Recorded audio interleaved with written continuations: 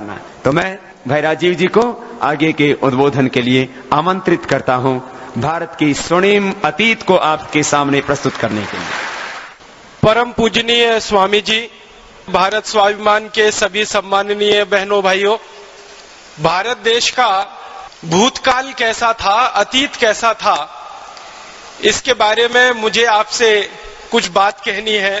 पूज्य स्वामी जी का उसके लिए निर्देश है। मैं उसके लिए आपके सामने कुछ प्रमाण प्रस्तुत करूंगा। उन प्रमाणों के आधार पर हम सब इस बात का अंदाजा लगा लेंगे, आकलन कर लेंगे कि भारत का अतीत कैसा था। भारत का एक अतीत तो है जो बहुत पुराना है, वेदों के समय का है, वेदकालीन है, और वो 10वीं शताब्दी तक चलता है। वेदों के समय से लेकर 10वीं शताब्दी तक का। परम पूजनीय स्वामी जी ने उसके बारे में आपसे जरूर बात की होगी। मैं आपको भारत के उस अतीत के बारे में बात करूंगा जो अभी हाल में हमारे सामने रहा।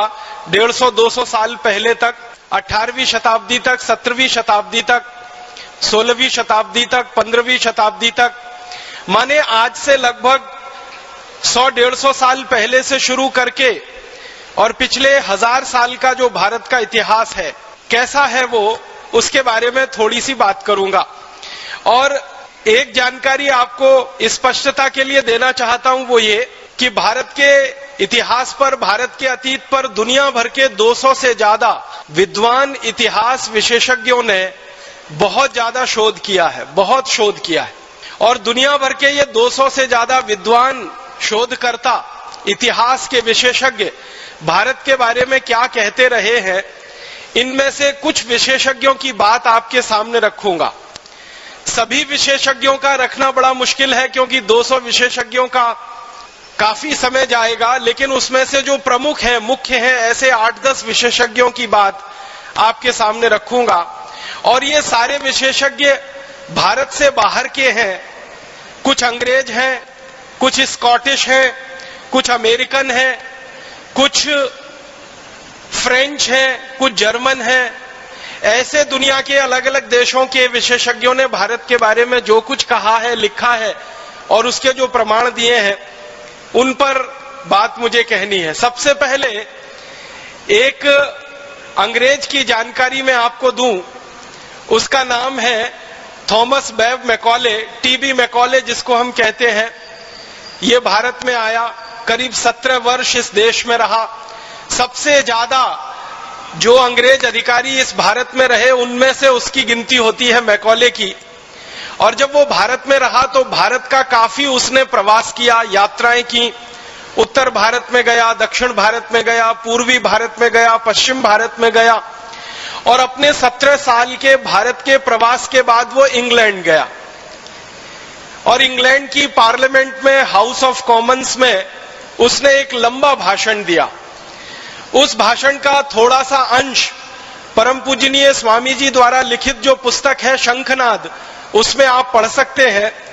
और वो अंश है, वो ये कह रहा है ब्रिटिश पार्लियामेंट के हाउस ऑफ कॉमन्स में, I have travelled length and breadth of this country India, but I have never seen a beggar and thief in this country India. इसका मतलब क्या है? वो ये कह रहा है कि मैं संपूर्ण भारत में प्रवास कर चुका हूं, उत्तर से दक्षिण, पूरब से पश्चिम में मैं जा चुका हूं, लेकिन मैंने कभी भी अपनी आंखों से भारत में एक भी व्यक्ति ऐसा नहीं देखा जो चोर हो, एक भी व्यक्ति ऐसा नहीं देखा जो बेरोजगार हो, एक भी व्यक्ति मैंने ऐसा नहीं देखा जो गरीब हो। ये बात आप ध्यान दीजिएगा, वो 2 फरवरी सन 1835 को कह रहा है।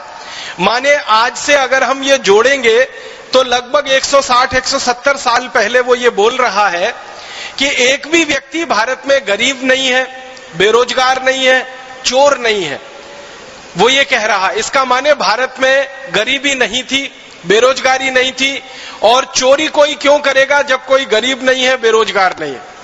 फिर आगे के वाक्य में वो और बड़ी बात कह रहा है। वो कह रहा है, I have seen such wealth in this country India that we can not imagine to conquer this country India. वो कहता है कि भारत में इतना धन और इतनी संपत्ति और इतना वैभव मैंने देखा है कि इन भारतवासियों को गुलाम बनाना बहुत मुश्किल काम है, ये आसान नहीं है। क्यों? वो खुद कहता है कि जो लोग बहुत पैसे वाले होते हैं, समृद्धशाली होते हैं, बहुत अमीर होते हैं, वो लोग जल्दी किसी के गुलाम नहीं होते। इसलिए भारतवासी हमारे गुलाम हो जाएंगे, ये मुझे बहुत मुश्किल लगता है। और फिर अगले भाषण में वो बहुत लंबी बात कहता है भारत की शिक्षा, भारत की संस्कृति, भारत की सभ्यता के बारे में। मैं उस बात को आगे नहीं ले जाना चाहता, सिर्फ प्रमाण के रूप में 2 फरवरी 1835 को दिए गए उसके भाषण के ये 2-3 वाक्य हैं जो हमारे ध्यान में आने चाहिए कि भारत में एक अंग्रेज घूम रहा है और कह रहा है कहीं गरीब नहीं है, कोई बेरोजगार नहीं है, किसी को चोरी करने की भारत में जरूरत नहीं है। इसका माने भारत कुछ काफी समृद्धशाली देश है। फिर इसी भाषण के अंत में मैकॉले एक वाक्य और कहता है, उसको मैं सीधे सुनाता हूं।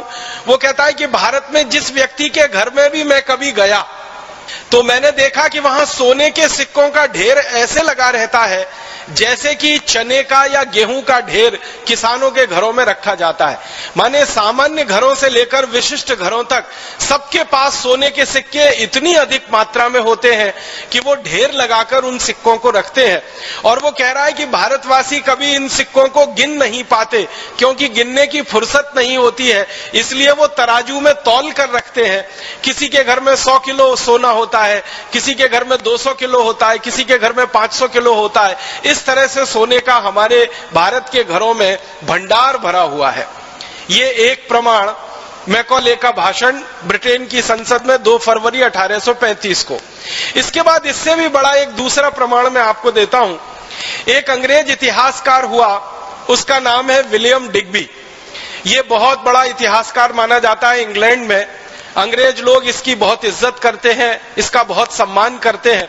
और ना सिर्फ अंग्रेज इसका सम्मान करते हैं, इज्जत करते हैं, बल्कि यूरोप के सभी देशों में विलियम डिग्बी का बहुत सम्मान है, बहुत इज्जत है। अमेरिका में भी इसकी बहुत सम्मान और बहुत इज्जत है। कारण क्या है?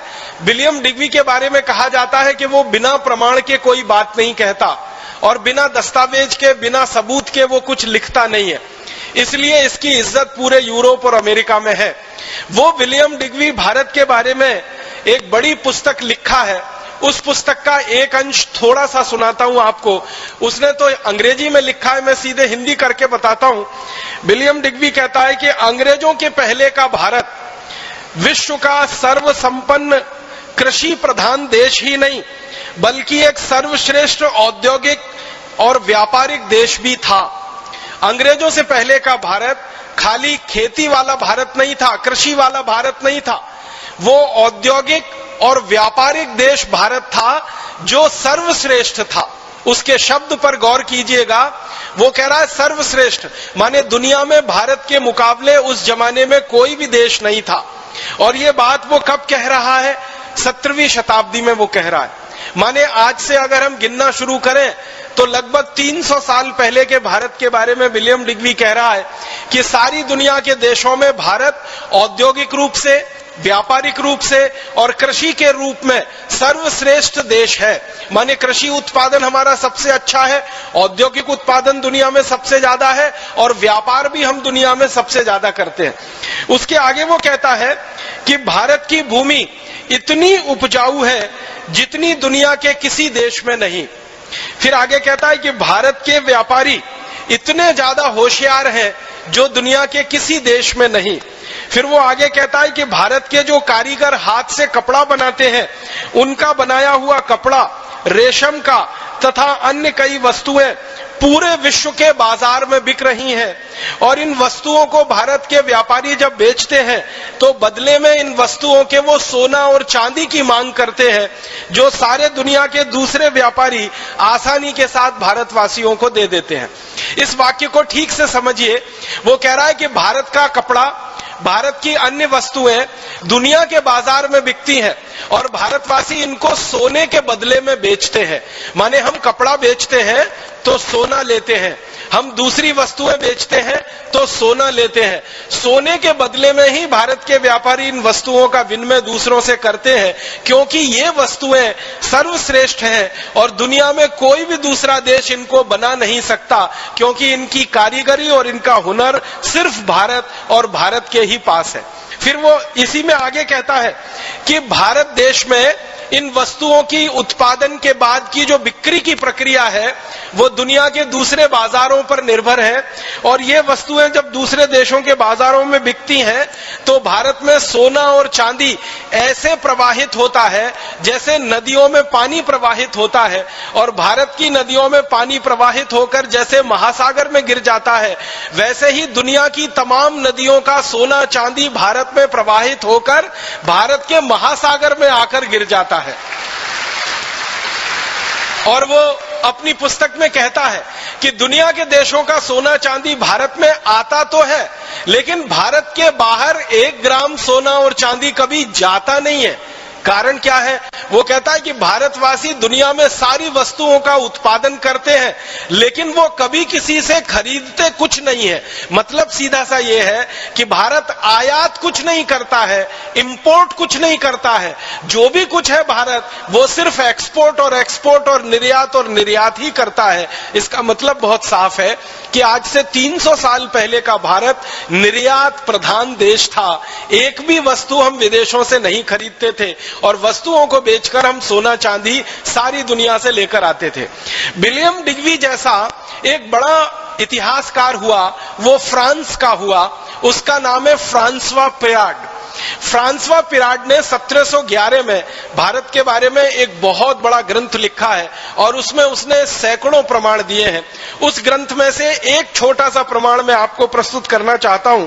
फ्रांसवा पिराड अपनी पुस्तक में कहता है कि भारत देश में मेरी जानकारी में 36 तरह के ऐसे उद्योग चलते हैं जिनमें उत्पादित होने वाली हर वस्तु विदेशों में निर्यात होती है। फिर वो आगे लिखता है कि भारत के सभी शिल्प और उद्योग उत्पादन में सबसे उत्कृष्ट, कलापूर्ण और कीमत में सबसे सस्ते हैं। सोना, चांदी, लोहा, इस्पात, तांबा, अन्य धातुएं, जवाहरात, लकड़ी के सामान, मूल्यवान दुर्लभ पदार्थ, ये सब इतनी ज्यादा विविधता के साथ भारत में बनती हैं जिनके वर्णन का कोई अंत नहीं हो सकता। और जो सबसे महत्व की बात वो कह रहा है कि मुझे जो प्रमाण मिले हैं, फ्रांसवा पिराड अपनी पुस्तक में लिख रहा है कि मुझे जो प्रमाण मिले हैं उनसे ये पता चलता है कि भारत का निर्यात दुनिया के बाजारों में पिछले 3000 वर्षों से अबाधित रूप से बिना रुके हुए लगातार चल रहा है।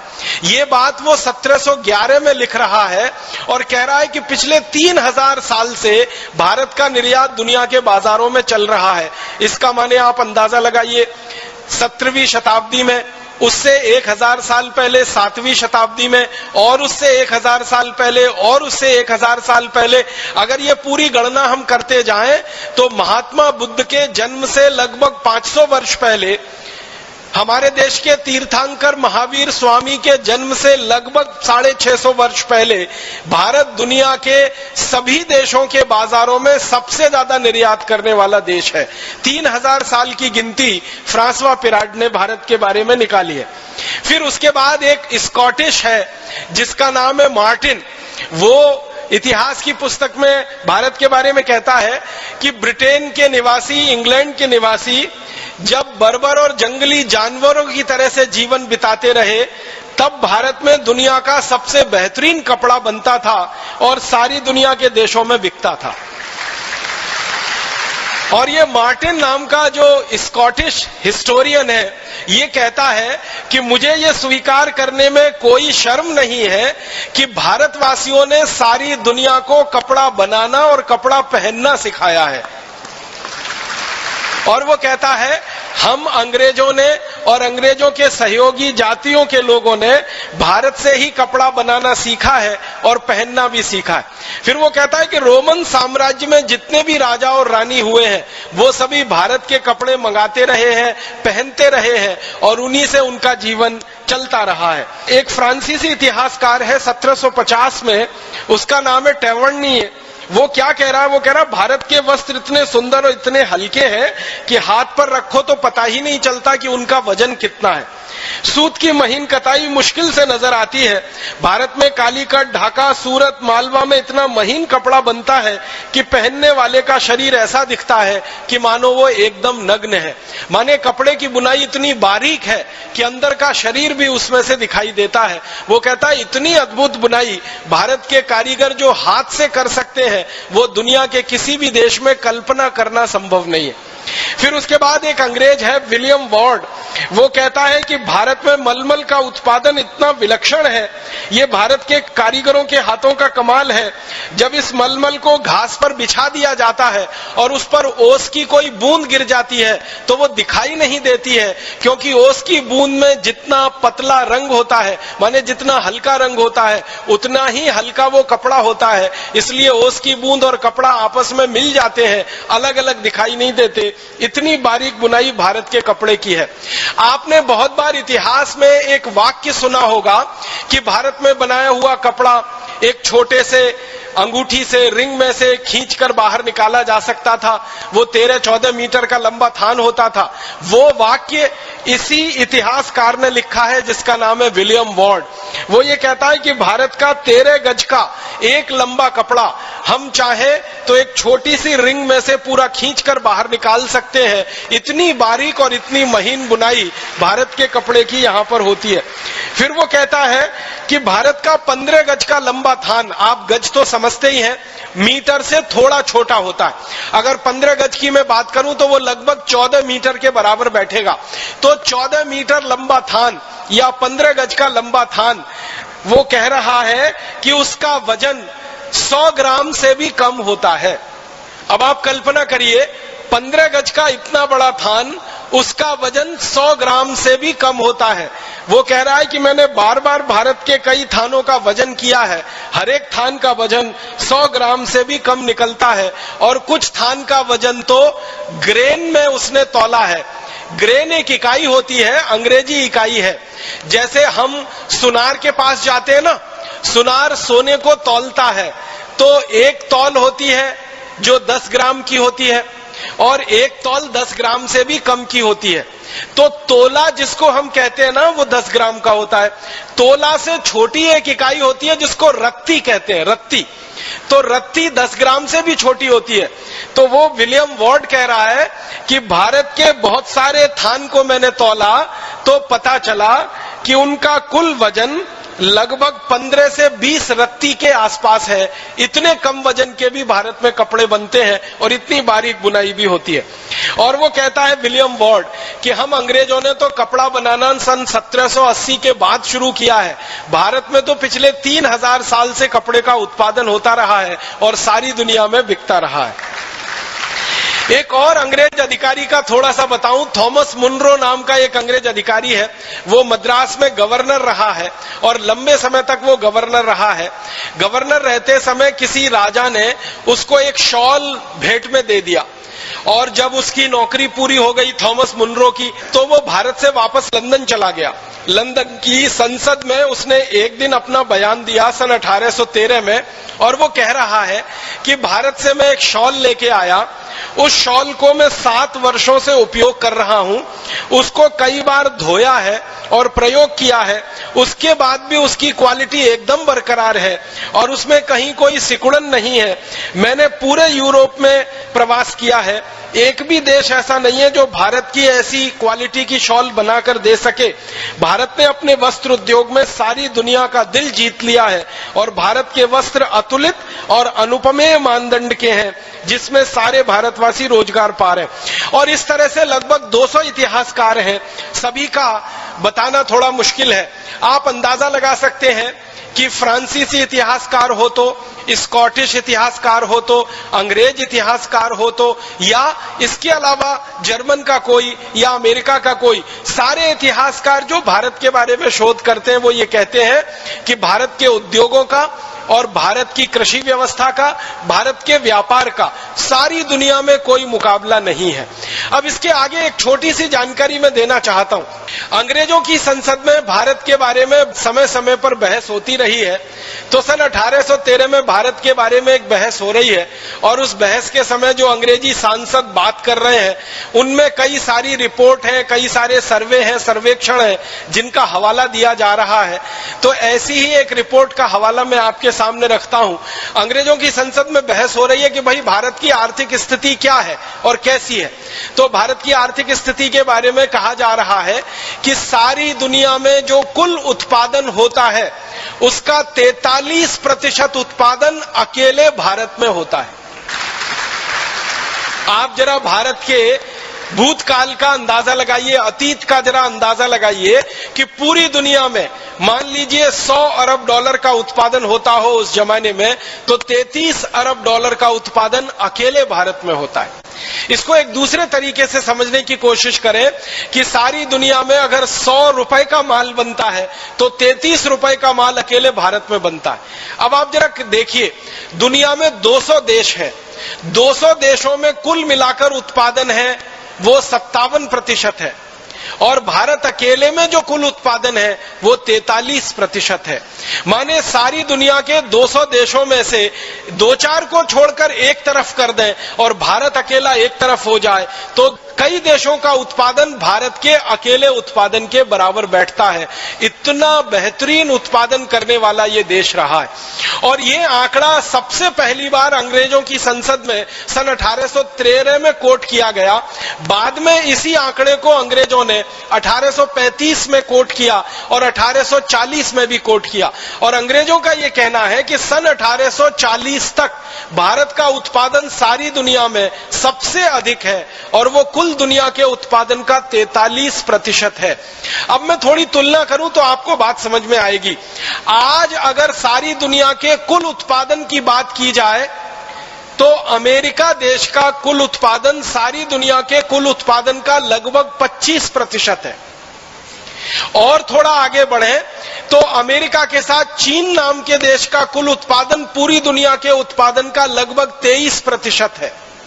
ये 23% और 25% चीन और अमेरिका दोनों मिल जाएं तो इनका लगभग कुल उत्पादन जो होता है उससे थोड़ा ही कम भारत का कुल उत्पादन रहा आज से लगभग 250 वर्ष पहले तक। माने आज की दुनिया में चीन और अमेरिका मिलकर जितना कुल उत्पादन करते हैं उतना उत्पादन लगभग उससे थोड़ा कम भारत करता रहा 1840 के साल तक। इतना बड़ा उत्पादक देश था भारत। फिर इसके बाद अंग्रेजों की संसद में और एक आंकड़ा भारत के बारे में कोट किया गया कि सारी दुनिया के व्यापार में भारत का जो हिस्सा है वो लगभग 33% है। इसका मतलब क्या हुआ? पूरी दुनिया में जो सामान बिक रहा है, जो निर्यात हो रहा है, उसमें भारत का निर्यात लगभग 33% है। और ये आंकड़ा अंग्रेजों ने 1840 तक कोट किया है। माने सन 1840 तक सारी दुनिया के बाजार में भारत का माल 33% बिकता है। अब आप 100 रुपए का या 100 अरब डॉलर का निर्यात देखें पूरी दुनिया में तो 33 अरब डॉलर का निर्यात भारत का। 100 अरब डॉलर का उत्पादन देखें पूरी दुनिया में तो 43 अरब डॉलर का उत्पादन भारत का। और इसी तरह से और एक आंकड़ा अंग्रेजों की संसद में भारत के बारे में कोट किया गया और वो आंकड़ा है कि सारी दुनिया की जो कुल आमदनी है, सकल जगत की जो कुल आमदनी है, उस आमदनी का लगभग 27% हिस्सा अकेले भारत का है। तो अब आप कल्पना करिए, दुनिया की कुल आमदनी का 27% हमारा हिस्सा, दुनिया के कुल निर्यात का 33% हमारा हिस्सा और दुनिया के कुल उत्पादन का 43% हमारा हिस्सा। ऐसा बड़ा अद्भुत उत्पादक, निर्यातक और व्यापारी देश भारत रहा है सन 1840 तक। अब उस समय अमेरिका की बात करें तो सन 1840 में सारी दुनिया के निर्यात में अमेरिका का निर्यात जो है वो 1% से कम है। सारी दुनिया के निर्यात में ब्रिटेन का निर्यात सन 1840 तक आधे % से कम है। और पूरे यूरोप का और अमेरिका का निर्यात इकट्ठा कर दिया जाए तो सन 1840 तक सारी दुनिया के निर्यात में ब्रिटेन, अमेरिका अमेरिका और यूरोप के सभी देशों को जोड़ दें तो 3 से 4% से ज्यादा निर्यात उनका नहीं निकलता है। तो एक तरफ यूरोप और अमेरिका है और एक तरफ अकेला भारत है। उनके 27 देशों को इकट्ठा करें यूरोप और अमेरिका मिलाकर तो 3-4% निर्यात कर रहे हैं। अकेले भारत उस समय 33% निर्यात कर रहा है। और ये 27 देशों को इकट्ठा कर दिया जाए यूरोप और अमेरिका के साथ तो उनका कुल उत्पादन दुनिया में 10 से 12% है और भारत का उत्पादन 43% है। और ये 27 देशों को अमेरिका के साथ इकट्ठा कर दिया जाए यूरोप के तो उनकी कुल आमदनी दुनिया की आमदनी में 4 से 4.5% है और भारत की कुल आमदनी 27% है। इन आंकड़ों से आप अंदाजा लगा सकते हैं कैसा अद्भुत उत्पादन करने वाला, कितना विशाल दुनिया के बाजार में निर्यात करने वाला देश ये भारत रहा है। थोड़ा आगे बढ़ता हूं और भारत के शिक्षा व्यवस्था के बारे में थोड़ी तकनीकी और विज्ञान की बातें और थोड़ी सी कृषि व्यवस्था की बातें कर लेना चाहता हूं। उद्योगों के साथ साथ इस देश में विज्ञान और तकनीकी का भी बहुत विकास हुआ है और हमारे अतीत के भारत की विज्ञान और तकनीकी के बारे में दुनिया भर के बहुत सारे शोधकर्ताओं ने बहुत सारी पुस्तकें लिखी हैं। ऐसा ही एक अंग्रेज है जिसका नाम है G.W. लिटनर, वो भारत में काफी लंबे समय तक रहा है। और एक दूसरा अंग्रेज जिसका नाम थोड़ी देर पहले मैंने लिया, थॉमस मुनरो, ये भी भारत में काफी दिनों तक रहा। ये दोनों ने भारत की शिक्षा व्यवस्था पर बहुत ज्यादा काम किया है। एक और अंग्रेज है, उसका नाम है पेंडरकास्ट, उसने भारत की टेक्नोलॉजी और विज्ञान पर बहुत ज्यादा काम किया है। और एक अंग्रेज है कैम्पबेल करके, उसने भी भारत की विज्ञान और तकनीकी पर बहुत ज्यादा काम किया।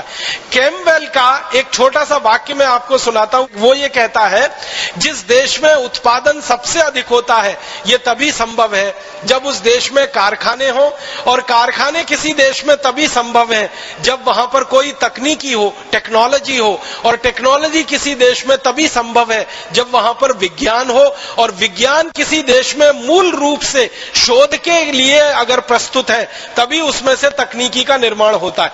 मतलब इस वाक्य को सरल तरीके से हम समझें कि मूल विज्ञान होता है जिसको हम आज की अंग्रेजी भाषा में फंडामेंटल साइंस कहते हैं, फिर उसमें से अप्लाइड साइंस निकलता है, वो प्रायोगिक विज्ञान होता है, और उस प्रायोगिक विज्ञान में से तकनीकी निकलती है, और उस तकनीकी में से कारखाने निकलते हैं, और उन कारखानों से फिर उत्पादन होता है, और वो उत्पादन फिर सारी दुनिया में बिकता है।